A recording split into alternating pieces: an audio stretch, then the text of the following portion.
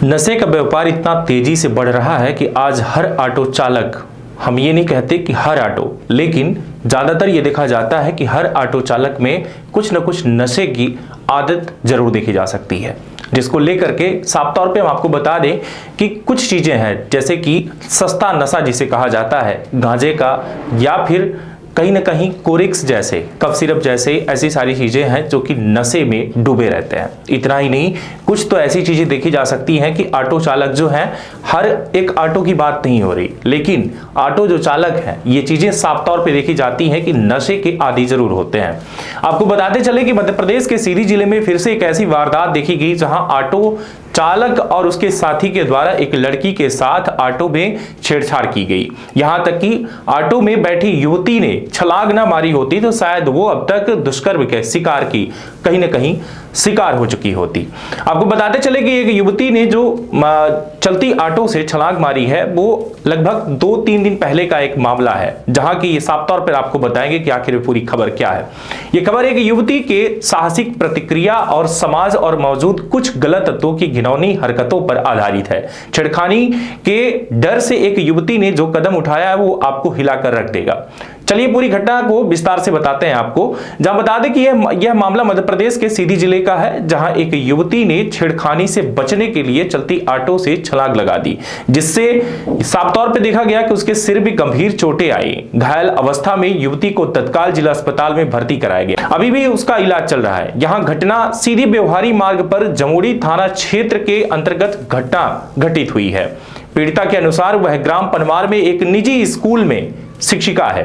बुधवार दोपहर करीब 2 बजे स्कूल की छुट्टी के बाद वह अपनी सहेली के साथ घर जाने के लिए मुख्य मार्ग पर वाहन का इंतजार कर रही थी। तभी एक ऑटो क्रमांक MP 53R 3148 दिखाई दिया, जिसे उन्होंने रुकवाया और दोनों उसमें सवार हो गई। ऑटो में चालक राजेश साकेत जिसकी उम्र 22 वर्ष के अलावा एक और व्यक्ति रामसजीवन यादव जिसकी उम्र 33 वर्ष पहले से ही बैठे हुए थे। लड़की यानी कि युवती जो थी उसको साफ तौर पे उसके पहले ही उसके साथ फ्लर्ट करना, उसके साथ अभद्रता करना, ये सारी चीजें देखी गई। बताते चले कि जब ऑटो खड़ा होता है तभी कहते हैं कि आइए मैडम बैठिए, आपके लिए तो पूरी सीट खाली है, पूरी जगह खाली है, बैठिए बैठिए। यानी उसके साथ पहले से ही वो लोग अजीब टाइप की हरकतें करना शुरू कर चुके थे। जैसे ही ऑटो पनवार में नहर के पास पहुंचा, उस व्यक्ति ने युवती के ओर गलत नजर से देखना शुरू कर दिया। उसने छेड़खानी का प्रयास किया और जब युवती ने विरोध किया तो उसने एक स्प्रे जो कि व्हाइट कलर का बॉटल था, जैसा ही वो बॉटल निकाल कर युवती के मुंह की तरफ कर दिया। युवती ने घबराकर बिना सोचे समझे चलती ऑटो से छलांग लगा दी। यहां तक कि यह साफ तौर पे देखा गया कि जब युवती छलांग लगा के कूद जाती है, यानी छलांग लगाती है, कूद जाती, गिर जाती है, इसके बाद भी ऑटो रुकता नहीं है। इस घटना के दौरान उसकी सहेली ने मदद के लिए चीख पुकार भी लगाई, लेकिन ऑटो चालक ने वाहन नहीं रोका। युवती की सहेली की चीख पुकार सुनकर उसकी पहचान का ही एक युवक वहां से गुजर रहा था, जो कि बाइक से गुजरते हुए उस व्यक्ति ने देखा कि आखिर वे शोर ये क्यों मचा रही है। उसने तुरंत ऑटो का पीछा किया और कुछ ही दूरी पर जाकर उसे रोक लिया। इस बीच सहेली ने फोन कर अपने भाइयों को भी घटना की पूरी जानकारी दी। वो भी मौके पर पहुंच गए और आरोपी ऑटो चालक उसके साथी पकड़ लिए गए।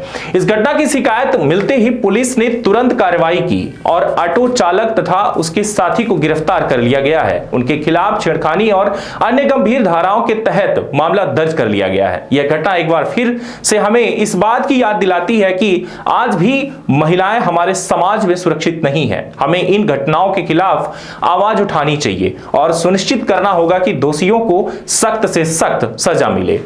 इस युवती ने जो हिम्मत दिखाई है वह काबिले तारीफ है, लेकिन यह भी सच है कि ऐसी स्थिति में मदद के लिए पुकार लगाने के बाद भी कोई सहायता नहीं मिलती है।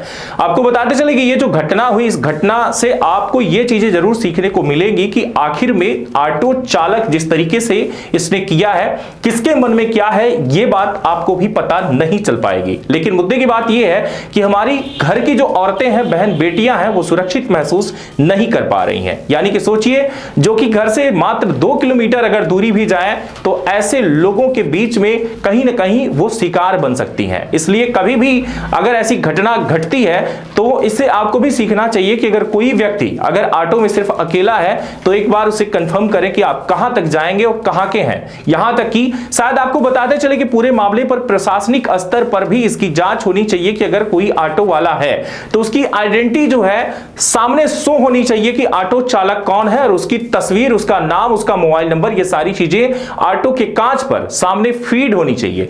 लेकिन आपको बताते चले कि इस घटना के बावजूद भी अभी तक प्रशासन हरकत में नहीं आया, यहां तक कि जो चीजें होनी चाहिए वो नहीं हो पा रही हैं।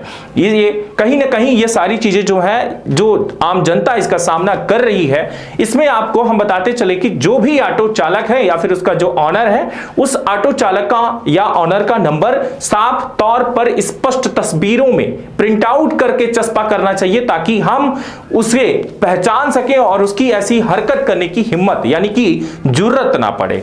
इसलिए ये चीजें भी प्रशासन को जरूर देखना पड़ेगा। इस बारे में हम भी प्रशासन से बात करेंगे, आखिर में उन उच्च अधिकारियों से बात करेंगे कि जिस तरीके से ये घटना को अंजाम दे रहे हैं इस पर आपके द्वारा क्या हरकत की गई, किस तरीके से किया जा रहा है। ये सरेआम आपको बताते चले कि रोड पर जब इस तरीके की वारदात को, घटनाओं को अगर अंजाम सीधी जैसे शहरों में दिया जा रहा है तो सोचिए कि अन्य बड़े शहरों की क्या हालत होगी। इसलिए आपको बड़ा सजग रहना पड़ेगा, सतर्क रहना पड़ेगा। अगर आप सावधान नहीं रहेंगे तो घटना कभी भी घट सकती है। ये जो मामला है ये दोनों तो जेल पहुंच गया है, लेकिन आखिर में और भी ऐसे कई लोग हैं जो कि नशे के आदत को लेकर के आदी हैं और वो नशे में डूबे रहते, उन्हें ये तक नहीं पता रहता कि हम क्या कर रहे हैं, लेकिन उसी नशे की आदत के चलते एक दिन हमारी बहन बेटियों की इज्जत, रूबरू जो है, ये सारी चीजें, आबरू जो है, ये सब लूट ली जाती हैं। इसीलिए आपको हम कहना चाहेंगे कि आप भी अपना ख्याल रखें, अपने परिवार का ध्यान दें, और सबसे बड़ी और अहम बात यह है कि जब भी आप ऑटो में बैठें तो सामने एक बार जरूर पूछिए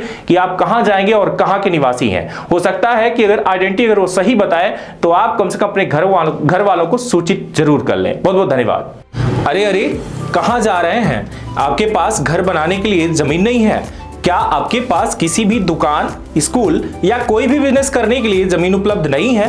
तो निराश होने की जरूरत बिल्कुल नहीं है। हम आपको दिलाएंगे 200 रुपए वर्ग फीट से लेकर 2000 रुपए वर्ग फीट तक आपको, या इससे भी ज्यादा आपको मिलेगा 6 रूम और 6 फीट की गैलरी का प्लाट मात्र 5 लाख रुपए में, या इससे भी सस्ता।